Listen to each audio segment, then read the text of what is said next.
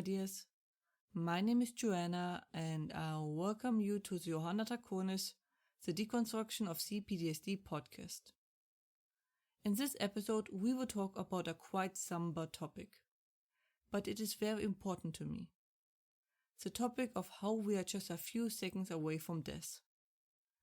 And I don't mean in the normal way. I mean specifically because we suffer from PTSD. How we sometimes get for a brief moment the extreme strong desire to kill ourselves. And then it's all gone, as if it never happened. I wouldn't call it suicide, because suicide implies that you plan to die. This is completely different. It is more your body is forcing you to kill yourself, even if you don't want it. Since this is a very dangerous thing to occur, and seemingly sort of a taboo, as is suicide in general, so I thought it incredibly important to talk about it. I was waiting a bit for the right moment to talk about this, but there doesn't seem to be one. So now is a good moment as ever. The behavior that I'm describing is usually only occurring if you have strong symptoms. Nonetheless, even if you don't have them, it might be wise to know about this. There's a good reason why, when I was in the worst of my PTSD, I stood far away from the train rails when I waited for my train, or why I stood away from the street while waiting for the signal to cross it. I think you have to witness it to really understand it, how fast it goes. You just sit there, everything is fine. Suddenly, out of nowhere, you have this extreme strong desire to kill yourself. Like it is overwhelming. Everything in your head demands that you do it. Refusing is causing insufferable pain. And suicide seems to be the only logical and reasonable thing to do. A few seconds later, it is as if nothing has happened. The thoughts are gone, as are any intentions of suicide. You might be standing there afterwards and thinking, what the hell just happened? Am I losing my mind? So let us break the silence and talk about it. There is sadly no official explanation why and how this is happening, as far as I know. These aren't the common suicide thoughts that slowly grow and take more and more shape in your head. I had no suicide intention before and after that. Pretty much far from it. I was also not in particular bad spot. It always seemed to be pretty random. It seems like the brain rolls. And if it hits the one, you get this. It seems logical that the more severe your case of PTSD is, the smaller the dice is. Especially if you are at your limits already and your resistance is low. As usually, and in the line of things. I am not sure how many seconds it is. I also don't know if it is longer or shorter if your PTSD is more or less severe. I was a bit busy in that moment to be able to count, and it never got less severe than I could. It just stopped happening at one point during my healing path. It definitely only happened when I was at the worst end of my PTSD journey. So it is one of the end stage symptoms, I would call it. It is also nothing like the random thoughts like, I could just jump now, that almost everyone experiences. It was like I was being mind controlled by something that tried to make me do it. There is really no curve to this. It hits you like a truck and then it is gone. Like nothing has happened. Almost like a malfunction of a machine. I really need more input from others to be able to tell more. Which leads us, of course, to the most important question. What can we do?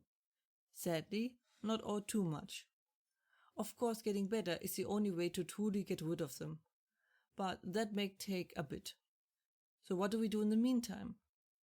I would recommend doing what I did and avoid any situation where you could kill yourself within a few seconds. If you have more or less severe symptoms. That means, like I mentioned, standing more on the back if you wait for a train, the pedestrian light, etc. you should still be able to catch the train and cross the street. I would also recommend not driving, especially if you also have trouble sleeping, if you can avoid it. I know in some places that is not an option. Then at least I recommend trying to drive during low traffic times. And I know this is going to be a sensitive issue. Keep a weapon away from yourself that you can kill yourself within a few seconds. There is a good reason for the effectiveness and high suicide rate in America. Sadly, weapons are really effective in killing, even if the target is yourself. I'm not saying get rid of them or anything. Just be safe for a few seconds. And, of course, the most important one.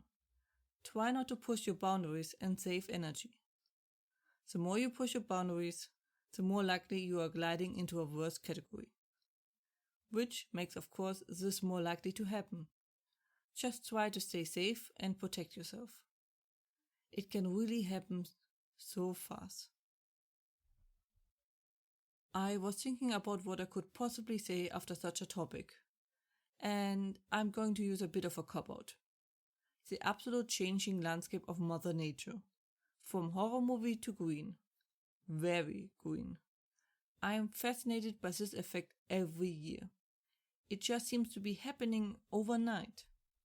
The grey seems to be lasting forever. And then suddenly, all is green and dandy. Or at least in my climate. Like from the bare branches to so much green, you ask yourself, where have they been hiding it? And flowers. Loads of them. And then there are, of course, the duck couples. There are several here on our small river. I really enjoy where I live. I like being close to nature like this. And it is really such a sight for sore eyes to have the colors back after so long grey, dark and brown. Also, do you like winter and summer? No worries. We on one day went from -2 degrees Celsius, that is 28 degrees Fahrenheit, to 23 degrees Celsius, that is 73 degrees Fahrenheit. Yes, in one day.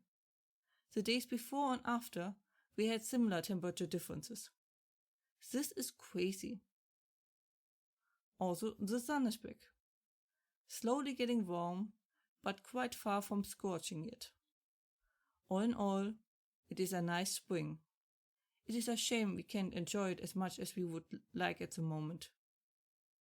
But we can enjoy it. That was it for today's episode. I hope you liked it, despite the rather somber topic. But I think it is important to be aware of something like this.